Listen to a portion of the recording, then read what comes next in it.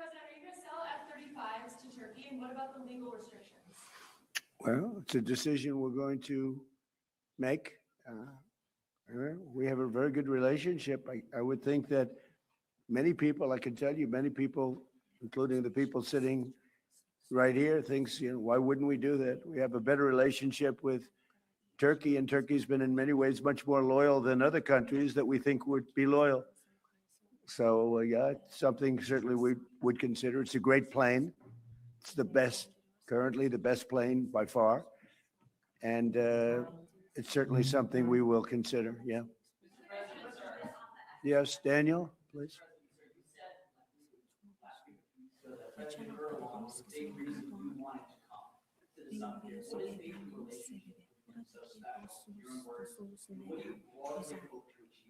You never know why a relationship is special.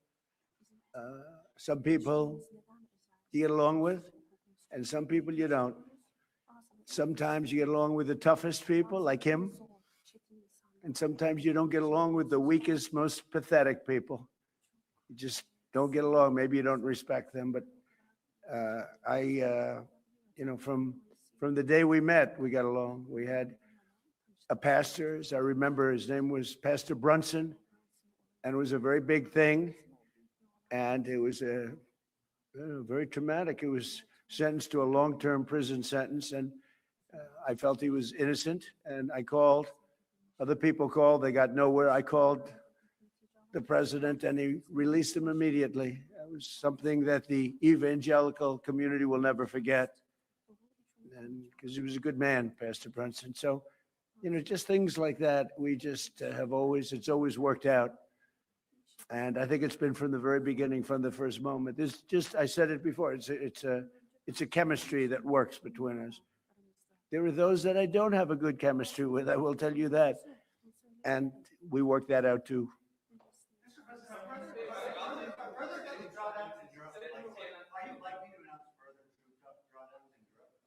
Say it? Are further troop drawdowns in Europe likely? And are you satisfied with the progress that NATO allies have Well, made? we're going to see. I was very disappointed with NATO. And frankly, if it weren't held in Turkey, where my friend happens to be a very strong leader, a very strong person, it's possible that I wouldn't have attended. I felt I had to attend because of the fact that, I know he's gone all out. It was a big thing to have NATO come to Turkey or any place else. It's a big thing. But we weren't treated well because we did something in Iran. We don't need anybody's help. I didn't even want their help. But before I asked, they said they wouldn't be there. And we've invested trillions of dollars in NATO. Why? To protect European countries and others, Canada, etc., but to protect people, countries from, generally speaking, it used to be the Soviet Union, now it's Russia.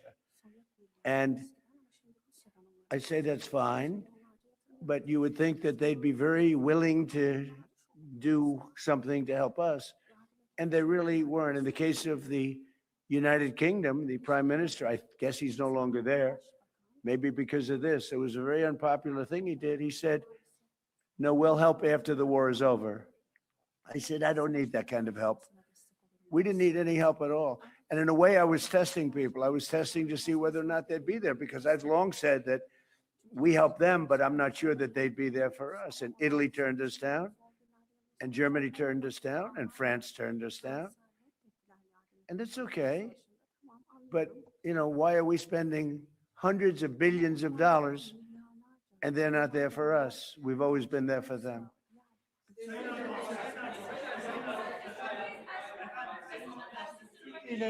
Türkiye ile Suriye arasında Türkiye'de efendim. İran'daki savaşın sona erdirilmesi için oldukça çaba sarf ettiniz. Müzakere süreci devam ediyor ancak nihai bir anlaşma noktasına gelinmiş değil. Bundan sonraki süreçte Türkiye nasıl adımlar atacak İran ve ABD arasındaki müzakere sürecinin olumlu bir şekilde neticelenmesi için?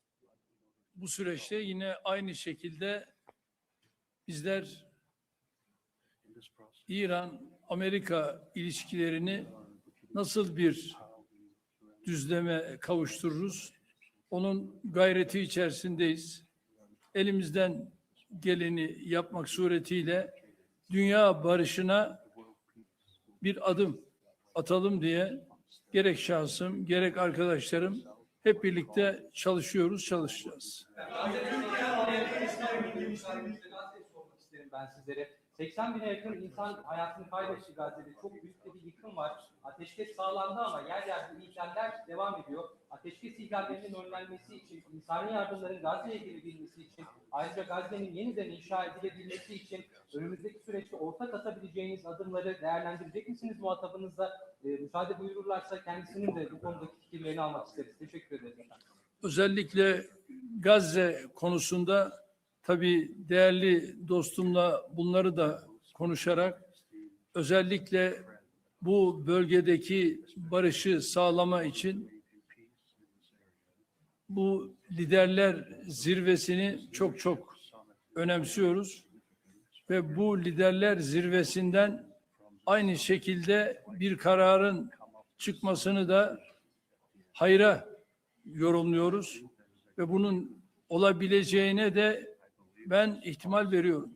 Efendim, Türkiye-ABD ilişkilerinin geliştiği bir dönemi gözlemliyoruz. 2025 yılında geçen yıl Amerika Birleşik Devletleri'ne yaptığınız ziyarette önemli ticari anlaşmalar da imzalandı. Suriye konusunda Türkiye'nin önemli bir aktör olduğunu söylemişti Sayın ABD Başkanı. Şimdi yeni dönemde gelmeden önce de Sayın Trump bir sürprizle geliyorum ifadesini kullandı. F-35'i, Kaan savaş uçaklarının motorlarını konuştuk. Acaba gündeme gelebilir mi şeklinde. Siz bu sürprizin ne olduğunu düşünüyorsunuz? Türkiye bugünkü görüşmelerden sonra istediğini alabilecek mi? F-35 konusu biliyorsunuz bizim için yeni bir konu değil ve bunu bizler Amerika ile daha önce de görüştük.